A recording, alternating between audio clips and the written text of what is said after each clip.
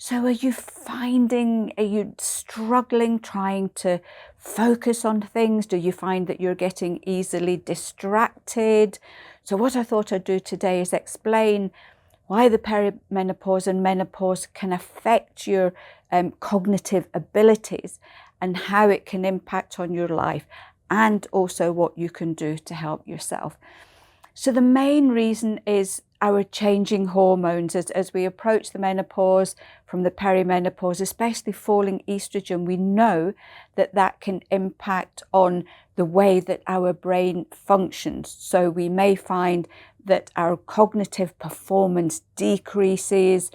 We find that we can't concentrate, we can't focus, and also that can also be wrapped up with memory issues too, about just forgetting things in general and not being able to remember names and what you're supposed to do and where you put things.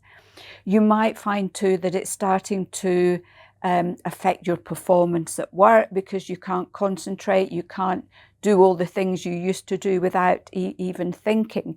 And sometimes other simple tasks can be affected, like driving, and I know we've covered that over the last few weeks. It can be something like cooking a meal. You might find you get halfway through it and then you're thinking, what am I doing? What am I cooking?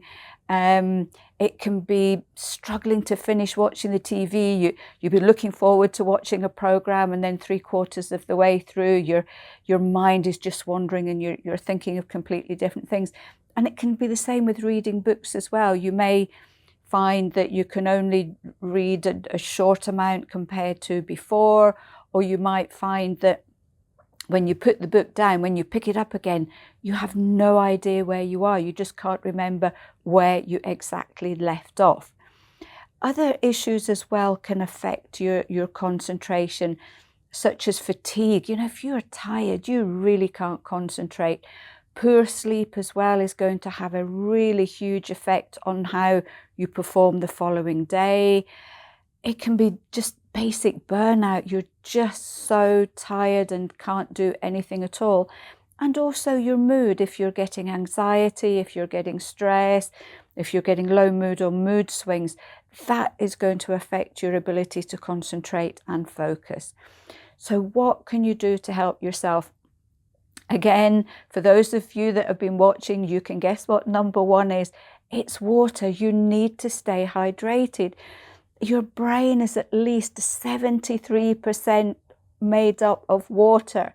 And if you are dehydrated, and that can be through general dehydration, the hot weather, it could be due to you getting flushes and sweats, and that will have a huge effect on brain function. Your brain will shrink, and there's no way it will be able to perform properly if you're dehydrated.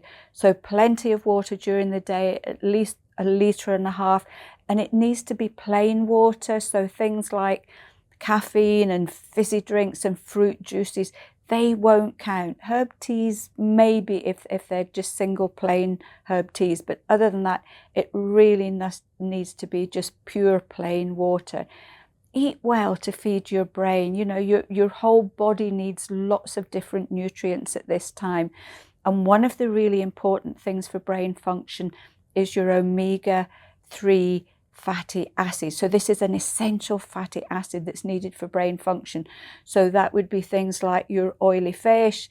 If you're vegetarian or vegan, go with flaxseed oil. You can get supplements if you're not keen on adding extra things into your diet. Good whole meal, complex carbohydrates to keep your energy levels up. So something like the Mediterranean diet, if you go from here and think, what exactly does she mean by all this? Just Google the Mediterranean diet, and that will give you a really good idea of the sorts of foods that you need to be eating in your diet.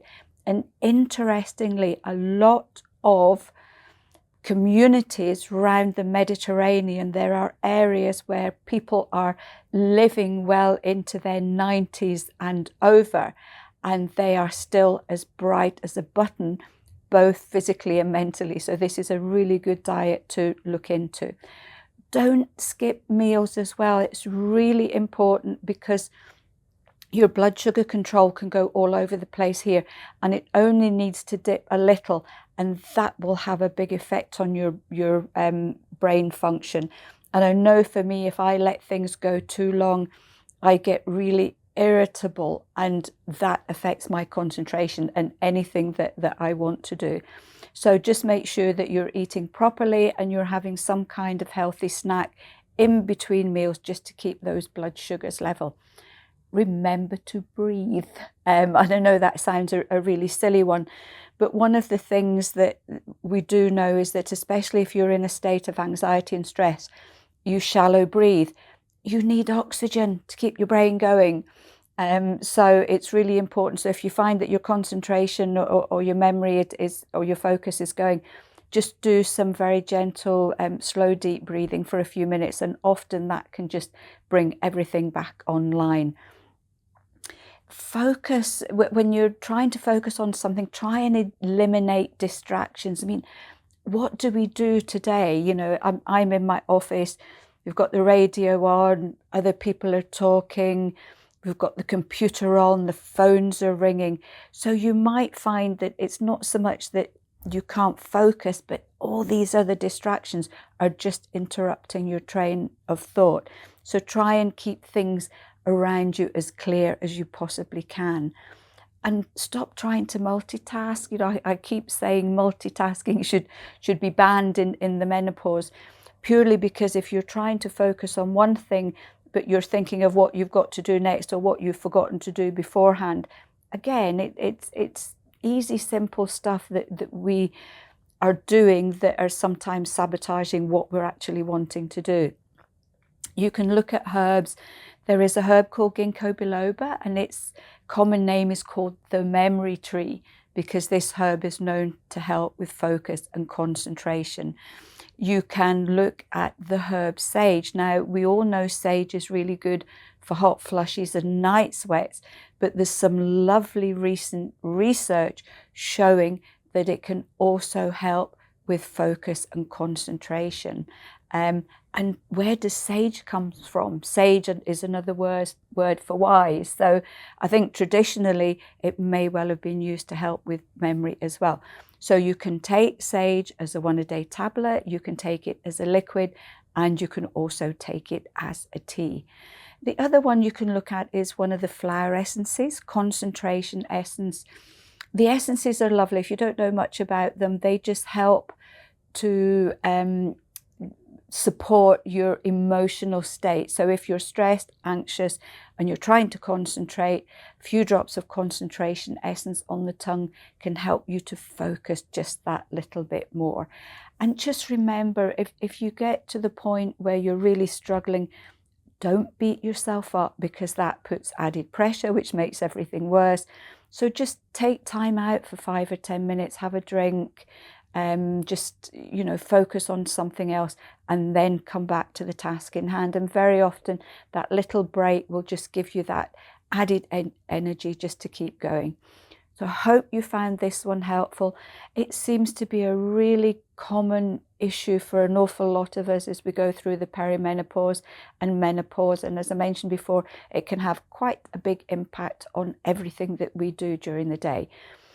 If you have found something that's helped you, or something that you do that can make a difference, please share them. We really do love to read all your stories and tips. So until then, I will see you next week for another edition of A. Vogel Talks Menopause.